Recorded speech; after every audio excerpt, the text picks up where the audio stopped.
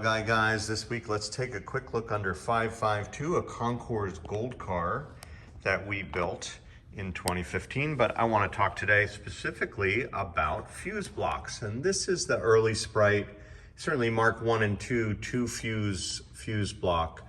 Very crude. You can see the proper way to feed these is actually the wires come under the fuse panel. But you have a hot lead here and switched and unswitched fuses, and that's all there is, just two fuses. That's when it's done correctly. And here is a brand new fuse box, and this is just a suggestion. If you're building one of these cars, it's a relatively inexpensive way to refresh a very critical link to everything electric in your car. This is one we removed from another car. You can see just how corroded these get. It's so critical to these cars working properly that this is nice and clean. And when they get this bad, it's anybody's guess. It seems sort of like one bump and you might be out of luck for your fuel gauge or anything else that goes through these fuses.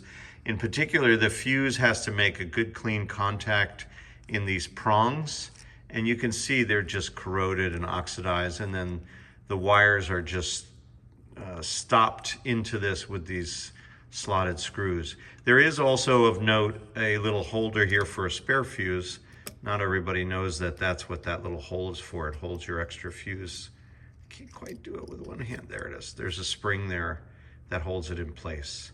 But anyway, if you're working on a restoration or if you're just going on a trip this spring or summer and your fuse box looks anything like this, we'd recommend that you check out the new ones we have in our catalog here at Bugeye Guys.